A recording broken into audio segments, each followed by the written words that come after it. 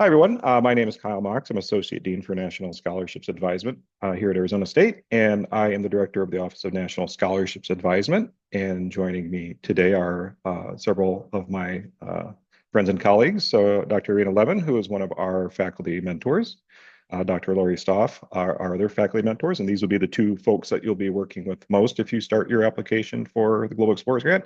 And one of our recent recipients, Ben Ash, who's going to talk a little bit about his experience with the application and with the award. As we're going through, if you have any questions that come to mind, feel free to pop them in the chat or raise hand. We'll have plenty of time for Q&A at the end.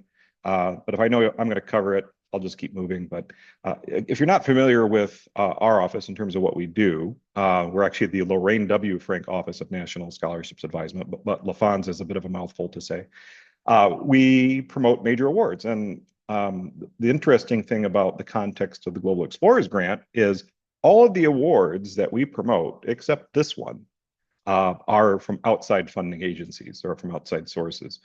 So we manage the nomination processes for these major awards, coordinate the faculty committees. We work with the applicants and preparing strong applications, and really just trying to create an environment where our students at ASU can be highly competitive for a range of major national awards.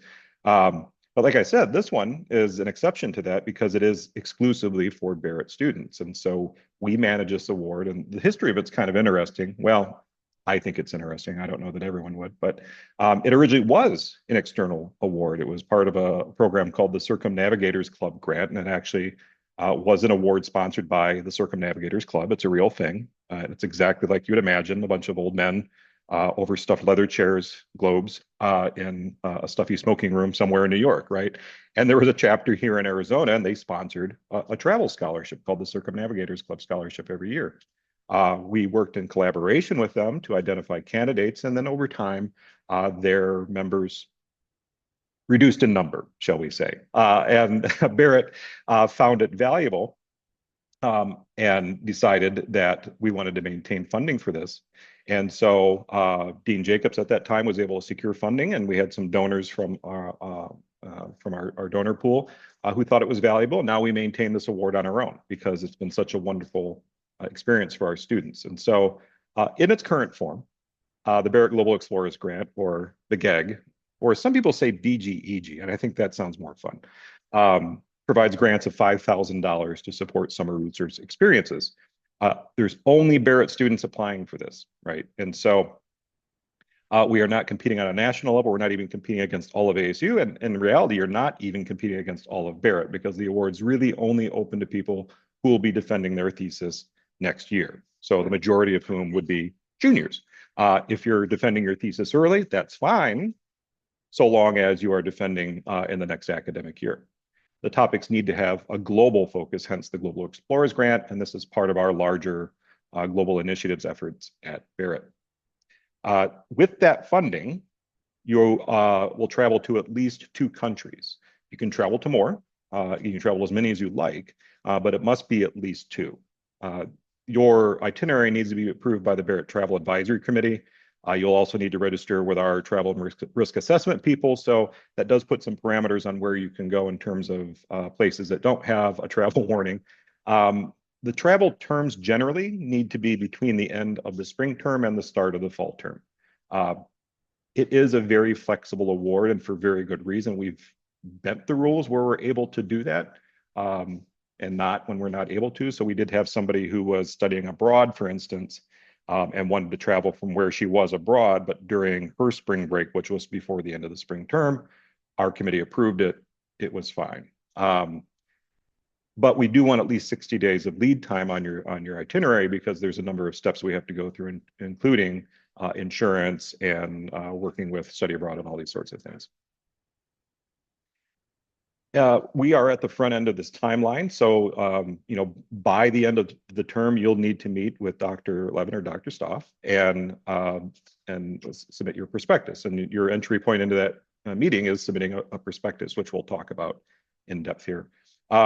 Of course, you should do that earlier rather than later. There is no good reason to wait until December 5th to submit that. That's just the latest date by which you must do that. You can submit it as early as November 1. Throughout the break, you'll be working on refining your proposal. If you do decide you are going to apply, you'll have a proposal due by the end of January.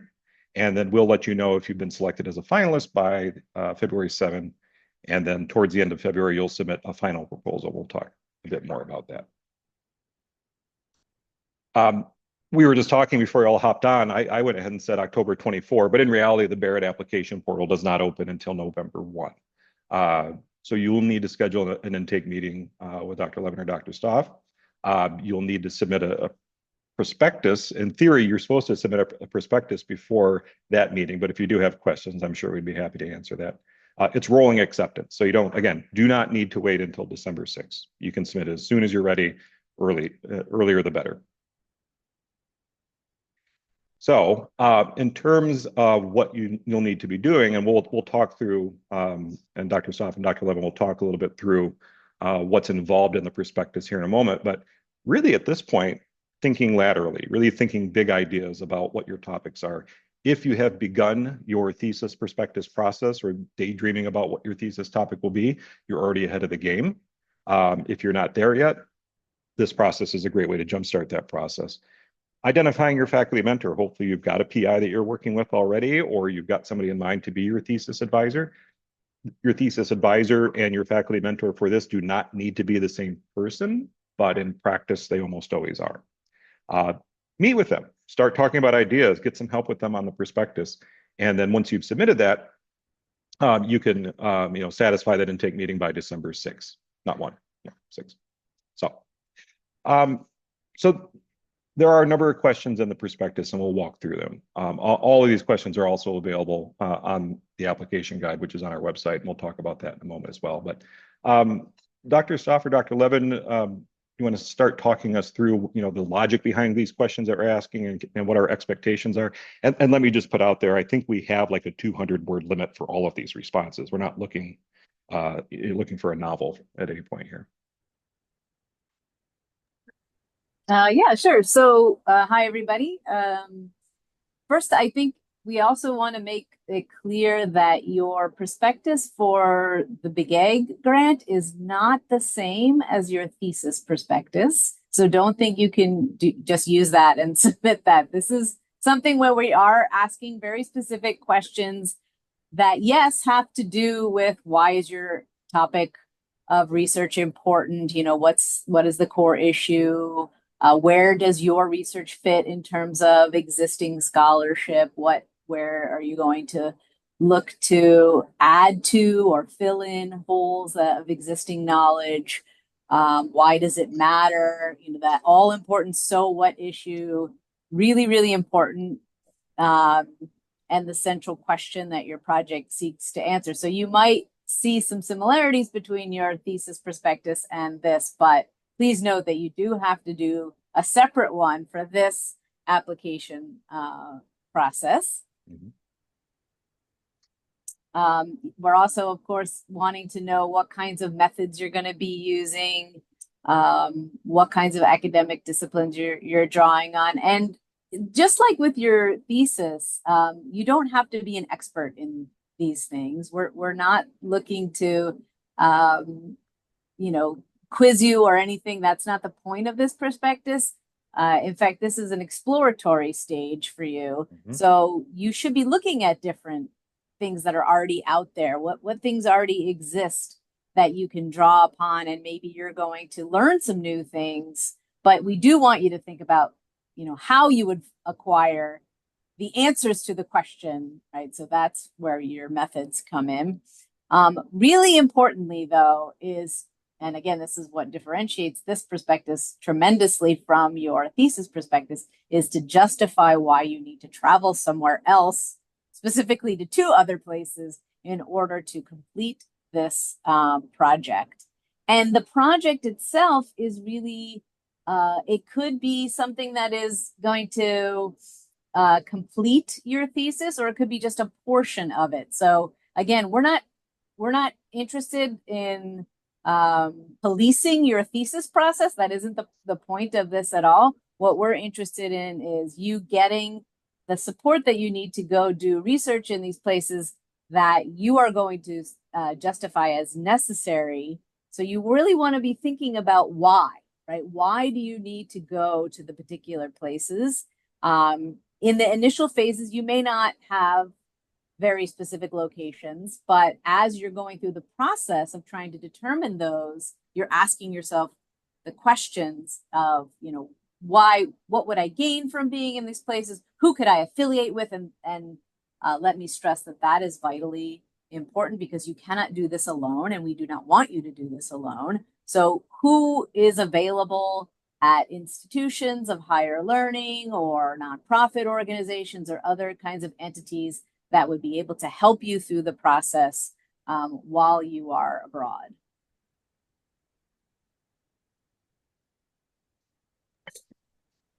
Hi there, I'm Dr. Levin. I guess I would also stress that all parts of this prospectus, the questions in it, are really, I think, designed to help make the process of writing the proposal just easier for you and better, right? So if the effort and the work that you put into writing a good and thoughtful prospectus will then pay off when it's time to write that proposal.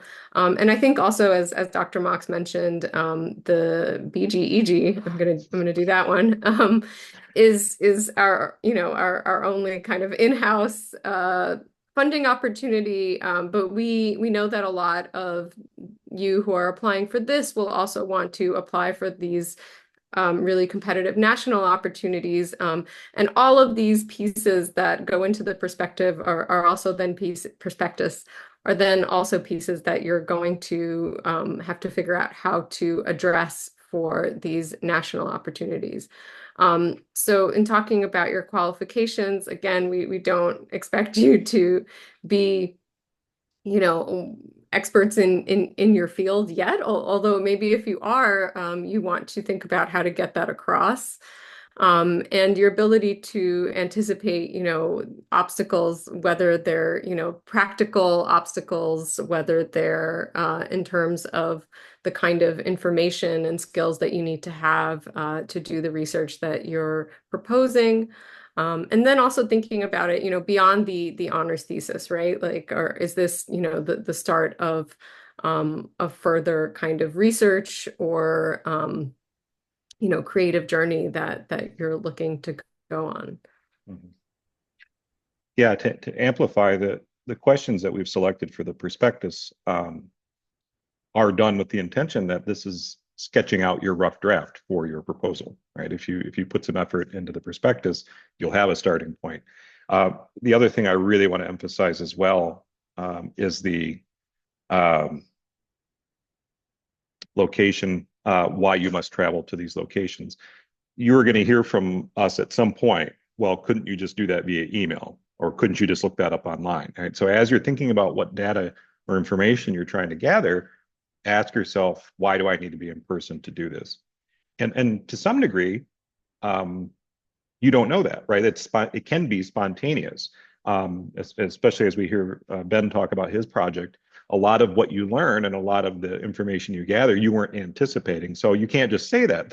You need to talk about what your objectives actually are and what you hope to know. And we've talked over the years as well that it's fine if the BGEG project is more exploratory, meaning that you're at the beginning stage of your research process. You don't know what you don't know, or at least you identified what the gaps are, or at least you know what you don't know. And not necessarily, here is my research question, here are the specific methods by which I'm going to collect this data and prove my hypothesis correct. Maybe you're not at that stage yet. So don't think that everything has to be a scientific experiment, but we do have to have very clear objectives for the itinerary. So when you do have your prospectus approved, you can begin working on your proposal itself. So again, the earlier you have the prospectus approved, the sooner you can start working on proposal itself. You'll need a resume, transcripts. Whomever you've identified as your mentor will need to sign off or approve your submission. They don't need a letter yet, but they know that they're on the hook for one. And then a 3 to 5 page outline of your project. And so we're actually, incrementally making this more and more robust. And so we go from the prospectus to a 3 to 5 page outline. And you'll also include the names of a couple of additional people that could write you or have agreed to write you letters of recommendation. As you're thinking about topics, what has worked well in the past is that topics that are relevant to what's happening in the world right now, things that are unusual or unique or haven't been asked before or haven't been done before, things in line with current events, particularly within your discipline or field, things that have social relevance right now. Obviously, it needs to relate to your future goals, right? If you just want to go take a walkabout for a couple months in the summer and go on with your career, that's not as enticing as somebody who's laying the groundwork for, say, graduate study or professional development for a particular career. We also like to see proposals that very clearly align with the Barrett vision, mission, and values, as well as the ASU charter. And so having a lot to do with inclusion, access, benefit to society, things like that. And obviously, it's going to contribute to your thesis. That's one of the primary functions of that. Any other colleagues, any other thoughts on preferences, what we like to see in terms of topics? I know this is all very broad, but this is what we do tell our committees in terms of what we hope to see in these proposals. I would challenge students to think about why what they're going to do is going to make a difference in the world rather than why it's going to just benefit them.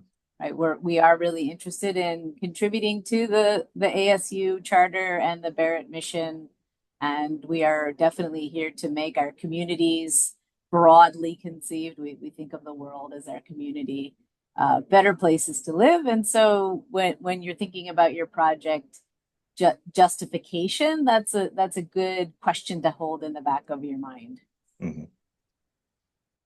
And one other preference is that your project will generate really good pictures. So in case you haven't noticed, every picture on every slide up to this point has been from one of our previous recipients who's gone somewhere interesting and exciting. So to give you some sense, here's the last couple cycles of winners, and then I promise we'll let Ben talk. But year before last, Valeria Perez, and again, thinking 2022, she traveled to Mexico, and this was actually just coming out of COVID restrictions. So we had a little bit more modest expectations for our recipients. And so she just went to the one country, but two very different locations in Mexico. But she was really interested in studying why pregnant people in Mexico were hesitant to get the COVID vaccine. So she's really interested in the variety of factors. Really needed to talk to people and in both urban and rural areas. Not data that had been collected, not data from the government had collected yet, but she needed to talk to people firsthand. Kelly Schwan, Healthcare and Human Trafficking Analysis of Trauma-Informed Care in Costa Rica and Dominican Republic. So again, a more of a comparative thing, but she really wanted to talk to the healthcare providers in these places. She was really interested in talking to people that were helping people that have been rescued from human trafficking situations and how trauma-informed care, which is a very specific thing in her discipline, was informing their practice and working with these clients and patients. Last year, or I guess year before last, Acacia Washtik, the state of minority languages today on the islands of Sardinia and Corsica. So Acacia was the one who actually was already abroad at the time, so it was financially and chronologically feasible for her to just pop over to Sardinia and Corsica. But she's a linguist. She's really interested in the study of languages, and there are two Sardinian and Corsican, which are endangered languages, and she was really wanting to meet with people who are trying to codify these languages, make sure that they're taught, make sure that they're preserved, make sure that there's work being published in these languages. So this was definitely a must go talk to people kind of project, right? Because there's just not a lot of stuff online. And then we had a partner project. So this is possible. You can propose a group project of 2 or more members.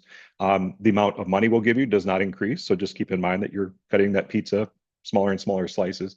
But Priyati and Gabby together went to the Max Planck Institute in Germany, and where they went in France. I don't remember. I don't recall, but engineering bio-based carbon capture solutions to bridge the global food gap.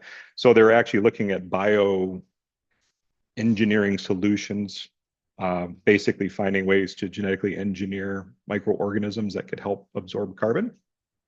And me with my English degrees, that's about as much as I could understand of it. So it was really cool. They had really strong affiliations in both of those institutes and actually engaged in lab-based research over the summer. So as you can see, there's a real wide range of possibilities here. We don't have a preference for humanities, social sciences, STEM, or any of the above. So I think a real good contrast, our most recent winners, if you'd like to hear more about Malachi's project, he'll be joining us next week for the November 1st session. But he is a computational mathematician, and he was really interested in modeling how cultural factors influence how people use public transportation in urban areas vis-a-vis disease spread. So really curious how COVID was spreading in these urban areas and wanting to do a comparative study to see how cultural factors, which the models typically do not include, affect the way that we're spreading these diseases. So it's a feel-good project, really. I'd like to welcome Ben. We welcomed him at the beginning and then made him sit there and listen to things he already knew. But Ben, you want to talk to us a little bit about what you do at ASU and what you're hoping to do next, and more importantly, your project and what the concept was and how you got started. Yeah, of course. Thank you.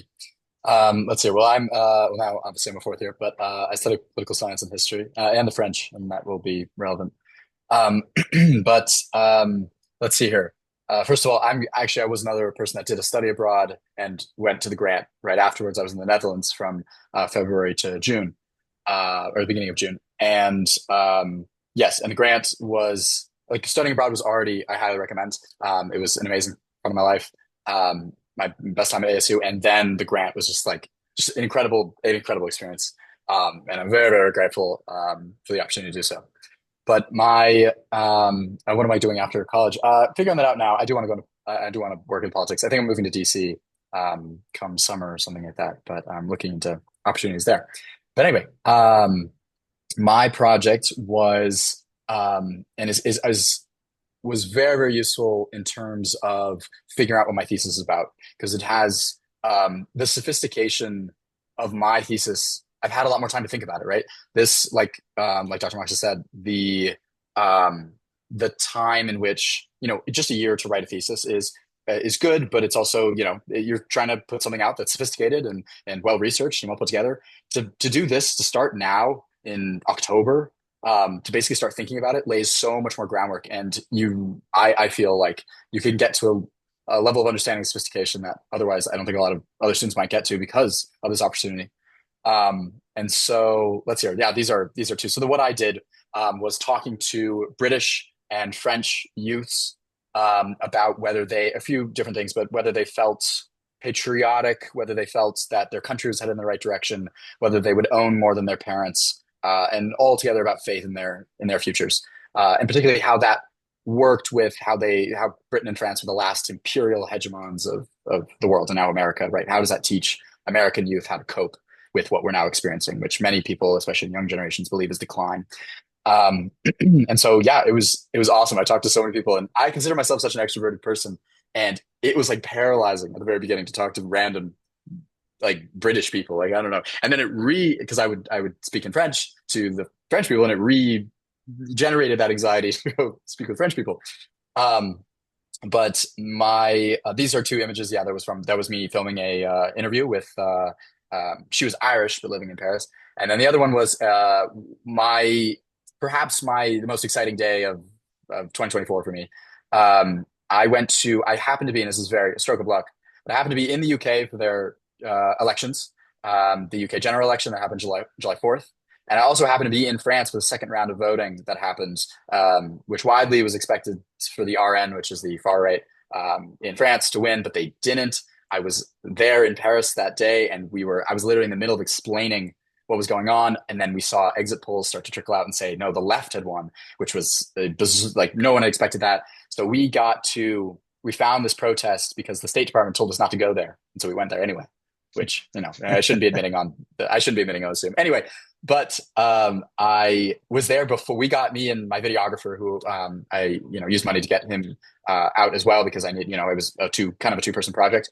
But we got there before the New York Times and Le Monde got there, and we talked to like 50 people, and then there was just utter chaos started happening because the French know how to protest. But I'm getting off track. But basically, it was an incredible project, and it really, really changed my relationship with like how I conceive of my relationship with my state, right, or America, right? And it was interesting because of the project kind of came out of a understanding of the loneliness epidemic that I feel like, I mean, most of my generation experiences I have as well. And just because, the increasing proliferation of social media has rendered certain community connections and, different, right? We're dealing um, yes, it is in Istanbul. That is a good point. I actually submitted these photos from the photo contest, and I only realized that afterwards, about today.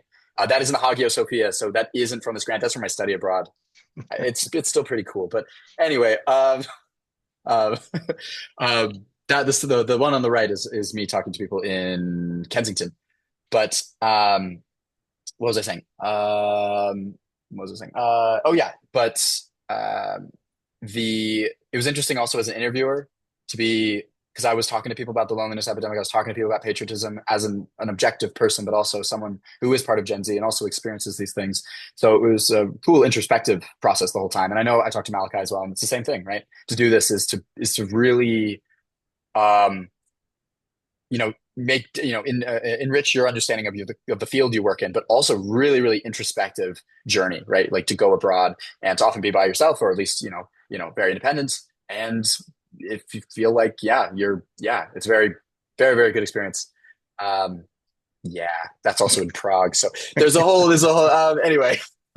These are I cool was gonna photos say from my that. study abroad, and I have lots of, and that's the thing also. So I'm producing videos like micro documentaries that are accompanying my thesis defense, and they're really cool. But there's so much audio and video content. Um, yeah, these photos are actually from. Okay, this is there's a lot I of them just are picked out photos, the and good I ones, should have right? gotten videos. Yeah, that's yeah. I'm very proud of these. They're in the photo contest for. Also, you mentioned that they produce very good photos. You can also use these to submit to the Global Education Office photo contest. So you killed two birds with one stone doing this. Get like $50 or something like that. I don't know. And yes, so yeah, I highly recommend. I'm trying Yeah. to think of things I So can talk about it, but yeah. talk to us a little bit about what you recall about the process getting started. What do you recall as being the most difficult part? What surprised you about getting started with this and sort of the first stages? Because I know when you're starting from zero, it seems kind of intimidating. Yeah, absolutely. And I think, first of all, once like the idea that I had in November versus the project that I did they were different. Like there's no doubt about it. Because when you think about something for that long, you're going to find new things out. You're going to get interested in new things, especially when you're, this age, right? Where, you're, constantly getting interested in lots of things. And so I just, you have an idea that you're really passionate about and it fits those criteria. And I think the one that was the most important is finding relevance to why you're going there, right? A lot of things can be done online now.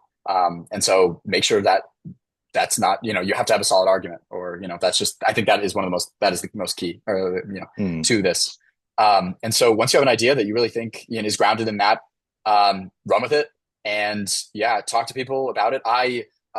Even in November and December, I think, I was really super excited and I knew that I was like, oh, London will probably be on the top of the list because of that topic. And so the people that I met at ASU, professor wise or faculty wise, I'd be like, do you know contacts in London? And then I'd go and look up London School of Economics and I go to find a professor that happened to do things that I want to talk about and I email them. And sometimes I don't get a response and sometimes I do. And that strengthens your case that you are chasing it, because, this requires, especially because of how many steps there are to do this, they want to see drive and someone Mhm. who's going to really chase after it and make sure, even if you're not going to, you don't have the certainty of getting it, go and find those contacts anyway, because even if you don't, now you have plenty of resources and you've thought more about your thesis. Right. So it's a win-win. Yeah. Wait, So, well, yeah. for me, one of the memorable things about your proposal was your methodology, and this is probably the area where most applicants struggle. And we actually have a running joke where Sure. if you don't know what else to do, just do interviews, right?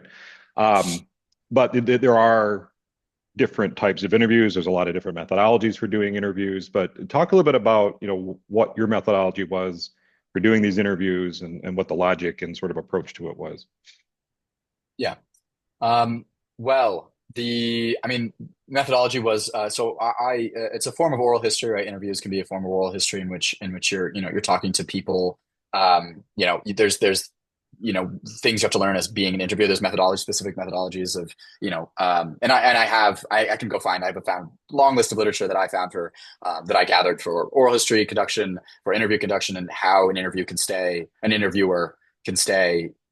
an interviewer and not be start to perhaps sway data and et cetera, et cetera. And so let's see here. So I was going around and I went to I went to like very busy places in all over London and in many different demographic centers in over London. And we would just me and my friend would just go up to random people, and it is not this is not a very, very, very codified science of me interviewing people, because people would say no, and people, certain people, yeah, there's of course those biases, but it was just to talk to as literally many people as I could pull and I could record. And I had all sorts of different people to talk to, a lot of different opinions that would come in. Some things that surprised me, people that you would think would be very patriotic, very excited, but not at all. So it really bent some stereotypes, I suppose, like, stereotype bending there. Let's see here. I also talked to a few academic professionals while I was there, and I recorded those. It's a different kind of interview, because that was more of a semi-structured interview, to use the methodological term, while I would use basically unstructured interviews for street style, because I proposed it as part of TikTok street style interviews is a very big thing right now. You go out and just talk to people, and there's not too much of a codified methodology on doing that, but I found some stuff and I would want to work with that. And I think that speaks to the novelty, just try to, if you like something, but there's not a ton of literature, then, think about it hard and try to find anything you can, and, and novelty is appreciated. So. Yeah. Good. One of the things I'm thinking about too is you were kind of mentioning the spontaneity of being there. And we do have to have a plan. We have to have a clear plan. We want to know that where Absolutely. you're going. But I was thinking about, in terms of one end of the spectrum, we've had applicants who were timing their travels so they could be in a place or a city when there was like a global conference happening. We had an applicant who was interested in midwifery, and there was an international midwives conference happening while she was there. One of our other applicants did not plan this, and she was in Norway. And she was really interested. Her project was studying land repatriation for First Nations and Indigenous people. And so she was talking to the Sami people about how they worked within the state. And they said, oh, who you should talk to? And it was the former president of the Sami Congress. I'm like, here, you should read this. You should read that. He had written all these books and had not planned that or written that into her proposal, right? So, I hope you get the sense from Ben, being a yes and a mentality, right? Be ready for what's going to happen. No matter where you are, but we have to have a good plan to start, right? If you're going to improvise. Cool. Yeah. Ben, any other final thoughts on your experience, or what do you wish somebody had told you at the start? I would say one of the things I already mentioned, but just reach out to people now. Just do not be afraid to reach out to faculty. Whether ASU has so many resources and so many just incredibly gifted faculty that a lot of people don't take advantage of that fact while you're here. And so, and that speaks for in general as well, but for the grant particularly. And abroad is the same thing. And by timing senses, I did have some stuff, and I knew when I made this project, because Europe is interesting when it comes to politics, or elections particularly, because they'll announce them, so they're never planned. And then you have 6 weeks to sprint a campaign, and versus America, which they're very regimented. And so I was incredibly lucky to get I was in each country for each election, which was a lot of luck. So, but otherwise, you got to make the most of the situation you got. So, and I'm also happy to I can put my email or something like that or whatever. But happy to reach out anyone, any student want to reach out to me, and I'm more than happy to help. And if you have questions or anything like that. Yeah, absolutely. Dr. Lever and Dr. Stoff, any other thoughts or reflections on how to get started, or Ben's proposal, or anything else before we turn to Q&A? So Ben, I'm really glad that you mentioned your abilities in French. So that is something else to think about. If you are proposing to go to a country where English is not the language spoken, please do not assume that everyone will just cater to you and speak English. So language ability is something to consider as you're making your choices. And yes, that whole argument of getting off the couch, not being afraid to reach out to folks.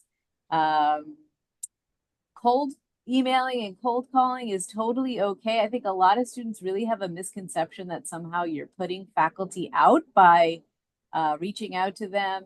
That is not the case for, I would say, the vast majority of faculty. We're happy to help you, but also Dr. Levin and myself are here to help you. We know lots of people at the university, so if you're coming up with nothing, come see us and we'll try to connect you with folks that are going to be able to help you with your projects.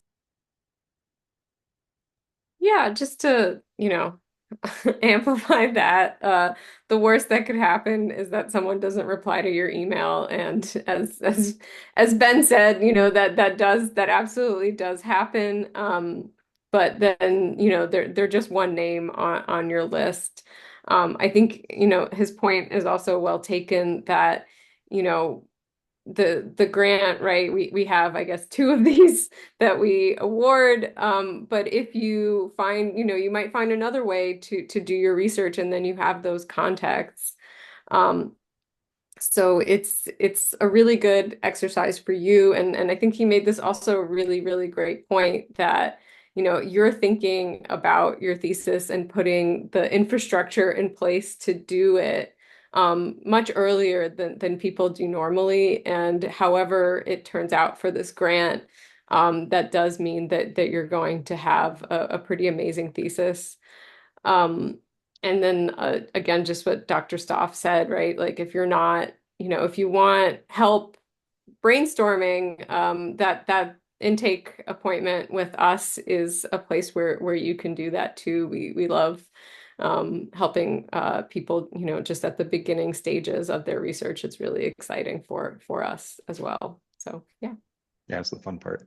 I should mention that Ben's proposal changed like pretty dramatically from the start to the final product, and that's totally okay. That is part of the process. So don't let that, feeling of I'm not really sure what I want to do and I'm still exploring ideas. Don't let that hold you back. Absolutely. Logistical thought too, while we're talking, I always forget to remind you all that all Barrett students have access to $1,000 in thesis research funding. So you can stack that with this.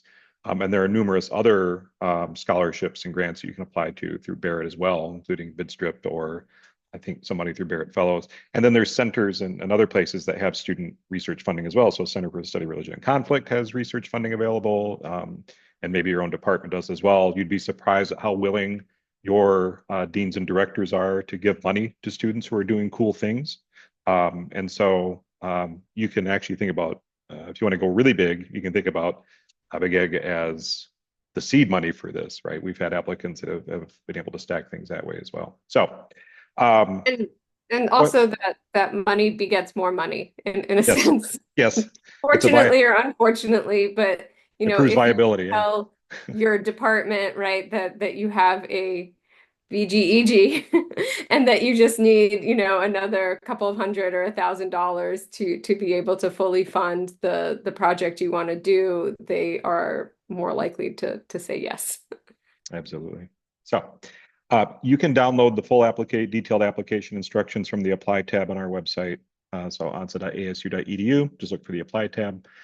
Start brainstorming, start thinking about ideas. You can reach out to any of the three of us if you have questions via email. If you want to book an appointment for brainstorming, great, but just know that before the end of the term, you need to have that prospectus approved in a formal intake meeting. So great, let's pause for questions. Great input from everyone so far. Curious if anyone here today has any questions they'd like to ask.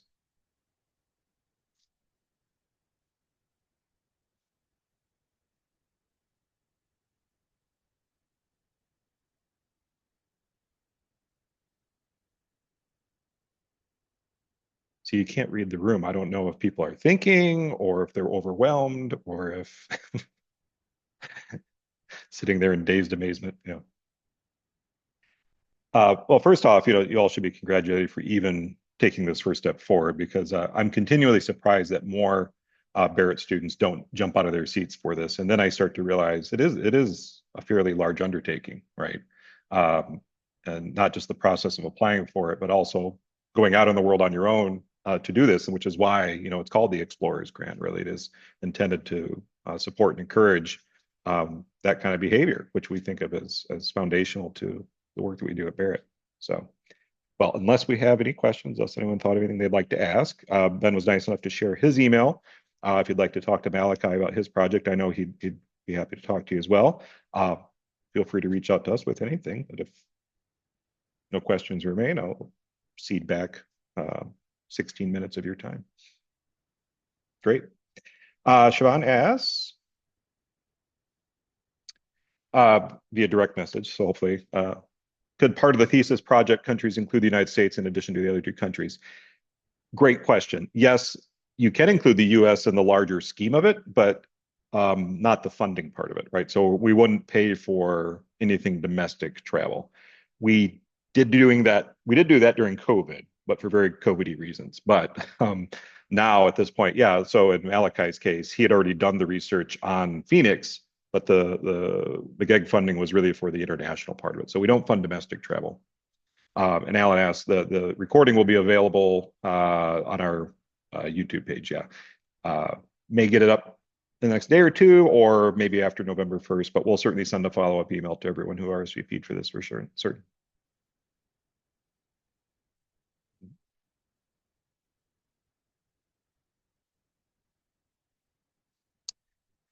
If you go to our events page,